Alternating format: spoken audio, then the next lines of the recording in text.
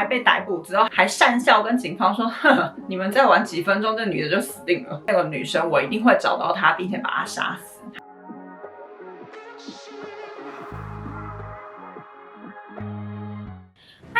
嗨，我是台湾妞，我是喜娜。今天社会第一单元是由喜娜来主讲。对，我今天要跟大家分享的呢是春川汉真木主妇杀人事件。直接先讲结论好了，这个案件是有破案的，然后他的犯人是2位，一个叫做金宗彬，他是泉州出生，一个叫做赵景明，他是春川出生。会讲这2个地名呢，是因为他们后续犯案的地点都跟这2个地点有关。时间是发生在2006年7月21号。那这一天呢，洞内的邻居2位，一个是姓金，一个是姓郭，他们就去韩国的经济榜，就是汉木真，他们一起去了汉木真，然后结束之后呢，出来搭着金氏的车子要回家。那这个金呢，他在开车之前有打电话回家，就跟女儿说：“我去买一点小菜，我就回家了。”这样，但是呢，一直到了晚上，家人都迟迟没有等到这2位主妇回家，最后当然报案了嘛。那如同我们之前做过的案子，第一时间警方一定认为是离家出走，因为他们有48小时的等待期间嘛。警方没有立刻做搜寻动作，一定就是先询问这2位失踪者的状况啊，他们去了哪里等等的资料。金氏的女儿就说呢，因为今天晚餐本来妈妈说要庆祝我就职，所以说会早点回家，妈妈还跟我说买了小菜，这样子的状况下，妈妈应该不可能离家出走。这是家人这边说辞，但是呢，就在隔天，一样在春川这个地方的一处国道旁边，就发现了这个金氏的车子，而且呢，车子的状态整个是烧焦的，全部黑成一片。那里面就有发现金氏跟郭氏他们的手机啊、钱包等等都放在车子里面，可是呢，没有发现这2位主妇。发现了这个车子竟然是烧焦的状态，警方就开始着手调查有没有可能是被害的。所以警方呢，就先调查这个金氏跟郭氏他们信用卡的刷卡记录啊，跟有没有提款记录等等的，真的就有发现到呢，其中的一位失踪者，他在春川附近的休息站的 ATM 领了总共90万元，可是他是分5次领的。当时呢，警方就有查到这个资讯，怀疑说这个案子会不会其实是绑架案、杀人劫财？对，杀人劫财。但是呢，就在警方还在搜查这2个主妇的去向跟是不是绑架案的同时间呢，在泉州这个地方呢，出现了另外一个绑架案，然后一样是女性的绑架案，不同的是被绑架的这个女生呢，她后来有顺利的逃出来，就是因为她逃出来，所以去报了这个案子，讲了细节，警方才收到这个线报。那这个泉州女性的绑票案呢，是发生在7月29号，有一位20岁的女生，她在晚上深夜大概12点多左右，她要开车回家。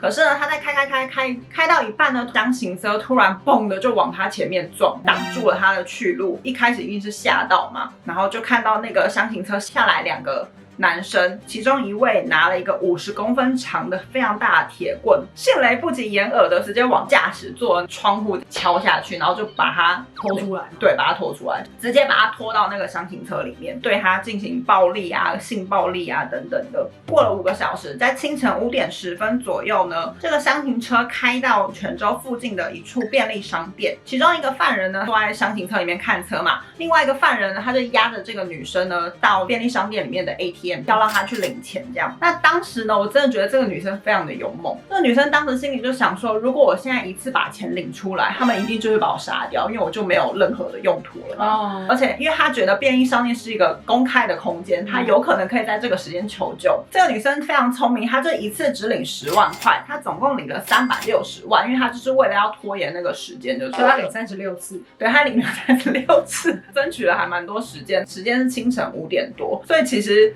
来去的人很少，他其实很想要求救。拖延时间中间，终于外面出现了几位男生在聊天的声音。36次，一次3分钟的话，那也要领。我觉得应该不用到3分钟吧，我觉得应该没有3分钟，应该蛮快的，应该密码领出来。可是就 ATM 很爱讲废话啊，这倒是。对啊，我是没有计算，对，反正他就是听到外面有男生在讲话，他就大叫说他们是强盗，他溜出谁哟，他就赶快冲到那一群男生里面，歹徒一见状就赶快逃跑了。所以这个女生后来才得以去警察局报案，把这整件事情讲给警方听。那你真的还好遇到一群男生。对，因为清晨那时间真的是，而且我觉得他慢慢领钱，在这个时间点，我觉得他慢慢领钱过程没有被骂也还这个我没有查到。对啊，或许那个歹徒可能在逛别人商店，会不会？或者是在看店员会不会？对啊，或者是他可能就跟他说，我一次就只能领10万之类的。也有可能。对啊，反正他就是有拖延成功。然后呢，我觉得更神奇的地方在后面。这个女生呢，她除了就是顺利的到警局报案之外，她甚至还跟警方说了她那一天搭乘的箱型车的后面末后码的车号。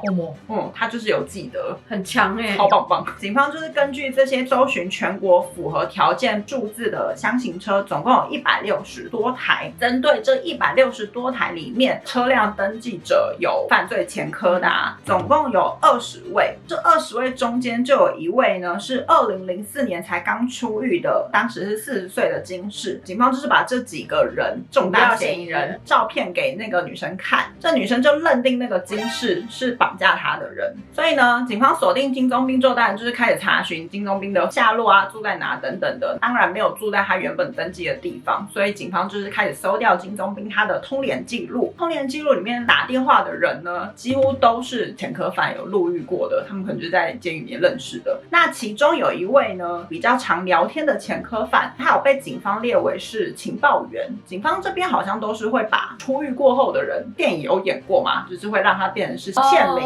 实际的真实状况也是有，所以当然就赶快联络他，回报金宗斌的状况。他就表示说呢，他有收到金宗斌打来电话说他要去木浦，警方就前往木浦找人。可是第一次的行动呢是失败的，警方并没有找到金宗斌。第二次提供的情报呢是这个金宗斌呢，他在网络上有加入一个单身俱乐部这一类的社团，社团里面有认识一个30多岁的女生。金宗斌就有跟这个县民说呢，他要去找这个女生，这个女生住在水源，并且呢，金宗斌他还跟这个县民说我要把他杀掉。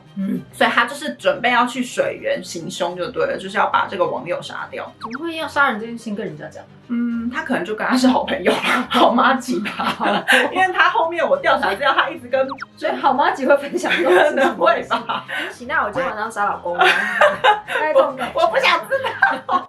8月6号晚上8点呢，警方接到金宗斌要行凶的这个线报之后呢，当然就立刻的前往水源，并且埋伏在这个女网友家的附近。最后呢，也真的在水源附近的一个大型超市找到了金氏。在找到金氏的当时呢，金氏他穿着西装，背着一个大包包，准备来找女网友。逮捕他之后呢，在他包包里面发现了非常多的行凶道具，包含刀子啊、胶带啊、塑胶袋啊、手套啊，而且呢还有毒品，就是要让女生昏迷的毒品。金宗斌他后来被逮捕之后，还讪笑跟警方说：“呵，你们再晚几分钟，这女的就死定了。”就是用这个表情跟警方讲，这对他来说，这只是真的是一件事情。对，而且呢，他还跟警方说，逃跑的那个女生，我一定会找到她，并且把她杀死。他还这样跟警方恐吓那个，很嚣张，就是一个很嚣张的歹徒。I will find you, and I will kill you. 警方逮捕金宗斌之后呢，立刻要着手逮捕另外一位嘛，因为这次的犯案就是有2人一组。那就2天之后呢，也顺利的在村川找到了这个共犯赵氏赵景明，然后呢就开始搜寻2个人的住处的一些物品啊等等的，找到了他们当初杀掉的这些人的物品，就是包含有金耳环啊、金戒指啊等等的。警方会去一一去破解说这些物品是属于谁的嘛。金耳环呢是属于逃跑这个20岁的女生的，还有金项链，因为这金项链不属于其他的被害者，所以警方就有去逼问说是不是还有其他被害者。那当然一开始2人就是矢口否认嘛。我觉得这次的警察破案的很精准，包含刚刚我讲的那个县民，他们就是有去动用就是一些他周边的资源。警方呢就去调查所有的跟金氏跟赵氏在监狱里面会面的所有人，征调他们的状况。金氏呢他就有在某一天的会面中间呢，他就有跟朋友说呢，春川那个主妇也是我杀的，春川那2个人其实也是我们。他来偷他对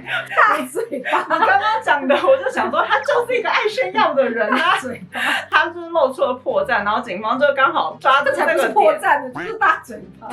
反正他就是跟朋友讲，然后这个朋友呢，就是又在跟警方转述，所以警方才得到了这个有利的资料。而且呢，除了提到说春川的2个主妇是我杀的之外，他还说我还去了光州的一间咖啡厅，把那咖啡厅老板给杀掉了呢。他就是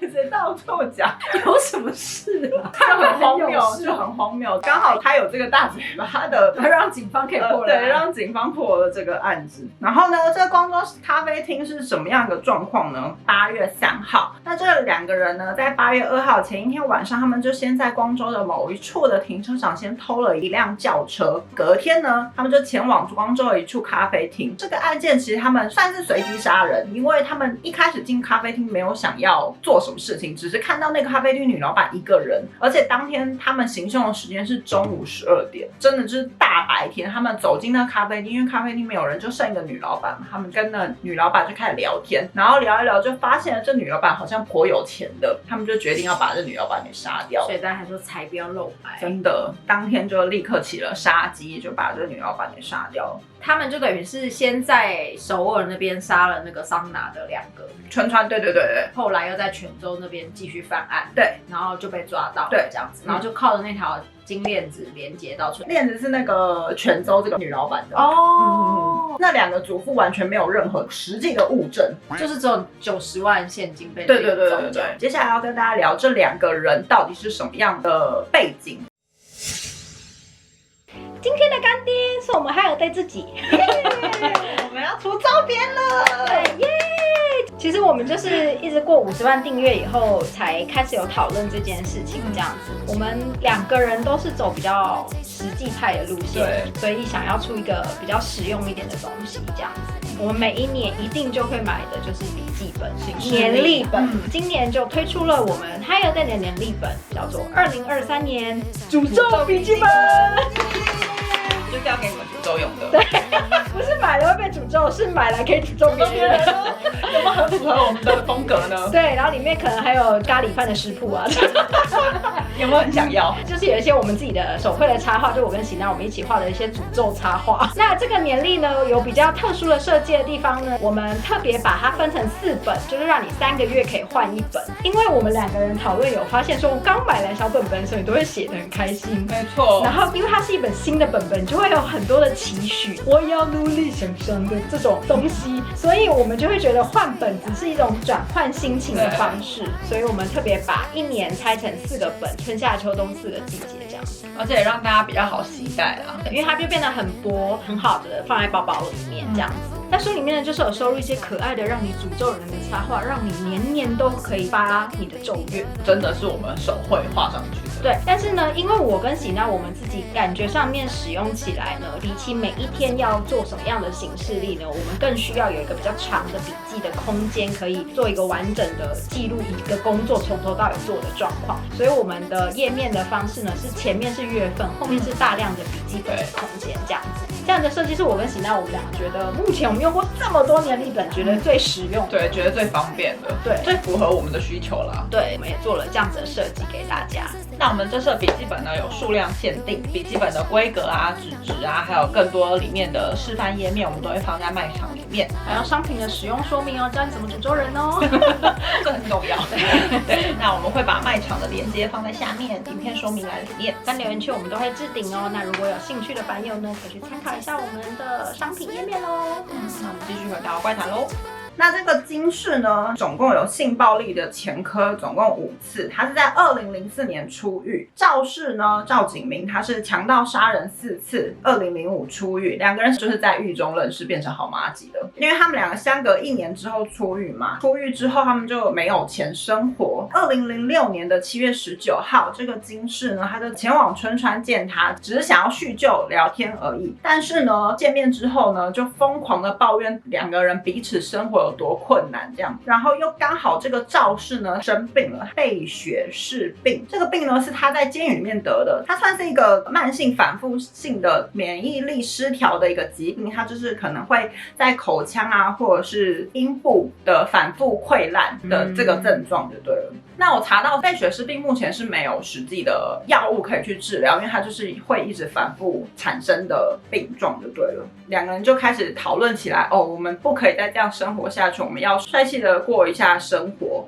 所以呢，对他们就开始了犯罪计划，这是他们两个当初的自白，就觉得生活过得太辛苦，我们不可以再这样过下去。他们最后呢，杀害了春川这2个主妇嘛，他们拿到了390万的现金，50岁的咖啡女老板拿到了现金30万以及金戒指，20岁的女性就是后来逃出来的这个女性嘛，就是杀害未遂，他们拿了360万现金以及金耳环，总共80万。讲到这边呢，我看了很多节目，专家都在想说，他们居然为了这么一点点钱杀了这么多人，为的是什么呢？我有看过更低，你有看到更低的是不是？下一期我帮大家准备的就是婴儿老人全杀，然后他只得到了1袋米之类的这样子。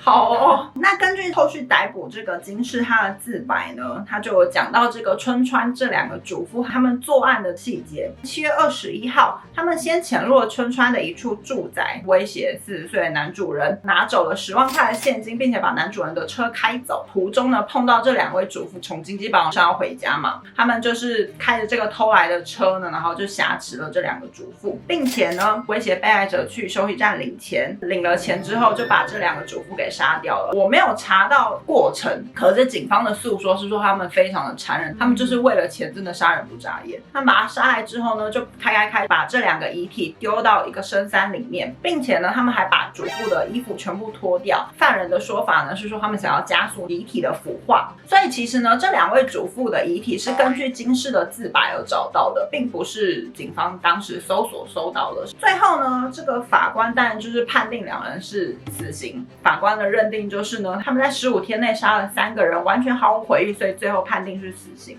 只是呢，就如同我们之前一直讲的，韩国现在并没有执行死刑嘛。最后呢，这个金氏他是在2009年在监狱里面自杀了。可是呢，这个赵景明呢，目前依然在服役当中。金氏很明显，他就是反社会人格。然后，因为我最近看书里面就有发现说，其实有蛮多的反社会人格，他们最后都会宁愿自杀，就宁愿自杀也不愿意继续被关。他们觉得他们做的事情，我做的事情只是不符合这个社会的条规，但是你不能说因为我不符合这社会的条规，你就说我是错。而且啊，我查到的反社会人格，他们其实都还蛮聪明的。你查到的是吗？反社会人格的人都很聪明，这个是大家的错误印象。他们只能说他们思考方式跟我们不一样，跟比较出名的几个反社会人格杀人犯都是比较聪明的。哦，好，反正呢，因为这个金氏呢，犯罪心理学家调查，他就是一个有聪明脑子的犯人。对，你确定吗？到处跟大家说，我明天真的觉得很聪明吗？我觉得还好。没有可是他如果没有讲的话，警方是找不到他的，找不到这些遗体啊，跟找不到他是犯人这件事的。但反社会人格就是，我也本来以为都是聪明人，但后来好像不是。好，接下来要来讲犯人他到底背景是什么，为什么会让他有这样子的犯罪动机等等的。这个金宗彬呢，他的爸爸是一个军人，算是高阶军人，是上士的阶位。这个金宗彬呢，他其实对爸爸的怨念很深，可能就是因为军人的身份，所以在家算是比较权威式的管教方式，所以他其实很不服他爸爸，跟很怨恨他爸爸。那这个金宗彬呢，他的学历是怎么样呢？他就是在泉州出生嘛，所以泉州的国中、高中毕业之后呢，他就进入泉州的一个专门学校建筑科系。毕业之后呢，他又进入大学念。可是呢，他在大学期间就是因为到处跟人家打架，然后又暴力啊等等，就中退辍学。后来呢，他就辗转到了首尔的某一处工厂工作，碰到他的老婆，然后结婚生子，几年之后又离婚了。他中间其实有一度要求前妻要复合，可是这个前妻他后来就再婚了，导致这个金宗彬他对女性非常的不满。这个是金宗彬他的背景。那其实呢，这次的案件呢，主导其实都是这个金宗彬，赵景明算是小帮手，所以警方调查都是在金宗彬他的背景，包含心理学家也是在去侦测说他到底是什么样的一个环境长大的。我就想要知道什么样的环境可以让他这么大嘴巴。对，与其说是大嘴巴，我觉得他是在炫耀他是在炫耀他杀人。可是跟很多的连续杀人犯比起来的话，我觉得他并没有，他就只是权威式家庭，他并没有特别受虐。他没有。所以我觉得他好像是个人承载力比较低，是不是啊？因为跟老婆离婚的人也很多，也不是离婚了就会变成很厌女。没错，听起来我查到他背景没有什么太特别的状况，这种就是先天性的反社会人格。对啊。然后这个赵景明呢，他小这个金宗弼10岁，爸爸是木工，妈妈是家庭主妇。可是妈妈呢，后来就离家出走，爸爸又再婚，他是跟新的继母一起生活长大的。他原本有一个哥哥，可是这个哥哥呢是给外公外婆带，就是离家出走妈妈那边的父母带，所以他其实是跟哥哥分开长大，他跟哥哥也不熟。这个爸爸呢跟继母有生了2个小孩。赵景明呢，他其实对生母算是蛮怨恨的嘛，因为妈妈就是离家出走就没有照顾他，害他要跟新的妈妈一起生活等等的，这是他对妈妈的一个怨念。然后呢，他在小学5年级呢就被中退了，就跟人家打架，然后离家出走等等的。他其实在年轻的时候呢就进出少年管化院很多次，后来呢他又犯了强暴跟强盗罪，就是入狱服刑。但那个赵景明呢，他的犯罪 pattern 呢都是冲动型的犯案，跟人家起冲突，对，跟人家起冲突，然后喝酒喝一喝就开始打人啊等等的这样子，然后或者是女朋友被朋友抢走啊这种巴巴之类的。他刚刚有提到说，这个赵景明他就是在狱中得到了这个贝血氏病嘛，后来出狱之后呢，也因为这个病症，所以他其实很难找到工作。虽然他在狱中呢，韩国的受刑犯都会在狱中拿一些什么木工执照啊等等的这些执照内容，他虽然有拿到，可他出狱之后一直找不到工作。后来呢，他在出狱之后就出了交通事故，要缴罚款100万，可他交不出来。就在这个时候呢，碰到了金氏来跟他叙旧，所以2个人才一起了这次的犯罪行为。觉得同是天涯沦落人的感觉。没错，他们2个一起犯罪的模式呢，你们有没有发现？他们2个都是在自己熟悉的城市，因为一个是春川出生，一个是泉州出生，然后光州刚好是2个人都住过的地方，都是选择在自己熟悉的环境犯案，并且呢，他们在春川，然后泉州，他们又往那个木浦等等的这些移动，算是整个韩国大移动，因为又从北又到南的，他们都是坐大众交通，因为坐大众交通其实比较不容易被追到。这个是后来警方在调查他们的犯罪模式得出了一个结论。所以其实这次的破案关键很重要的就是刚刚一开始有提到泉州的这个20岁的女生，她的冷静处理跟她有看到那个车号，所以才会得以破案。这边还要跟大家提一个我觉得比较值得大家思考的方向。刚刚有提到说这2个人他们在入狱之后有得到一些证照，可是出狱之后呢都找不到工作。当然这个赵景明他可能是生病，这个金氏是因为他有服过刑，社会不愿意接受他，不愿意给他机会，他找不到工作，因此起了这个犯罪行为嘛。所以其实我在查资料的时候有2派的说法，一派就是说他们会有这样子的念头，就是社会不愿意再给他们一次机会。另一派的说法就是说他们一开始就不应该犯案，他们入狱这件事情就是不应该的，所以不应该去责怪社会说不给他们机会，一开始就不应该有犯罪行为，就不会入狱啦。更生人的就业问题，对对对。可是问题是，那你为什么一开始要那个？对，可是要这样想啊，他们2个人是因为他们真的就是犯了案然后入狱，可是有一些人他犯的案可能不是这种罪大恶极的。你是说就是要分轻重的？对啊，因为像我们之前看那个《机智监狱生活》，对啊，里面他有个面包之类的，或者是有一个人他是奸杀他老婆女儿的杀人犯，然后因此他入狱嘛。那像这种人，他后来被放出来，他一样也是会有就业问题。对啊，所以其实我查到的一个犯罪心理学家，他觉得应该要做分化的动作，就是可以教化的跟不能教化的。可以教化这些人，他们应该要分一个方式，让他们出来是可以有社会机会的，而不是把他们全部放出来，然后全部都不给社会机会。他的想法是这样啦。对，就会可能那种冲动性犯罪啊。如果有兴趣，你们可以看 Netflix 里面有一个系列影集叫做《我是杀人犯》，它里面就是在讲每一个人他变成杀人犯的故事。哦，对，他们就是去采访他们这样子。有的人真的就是他就是坏，可是有的人真的他就是一个运气不好，可能擦枪走火之类的。对，以上就是跟大家分享的春川主妇绑架事件。如果喜欢我们的分享的话，记得订阅我们的频道 Hi Day， 开启小铃铛。我是台湾妞，我是齐娜，拜拜拜拜。就是南边木浦这个地方，好，海里面有手的那个地方，对。而且他还跟警方说，因为警方有就是，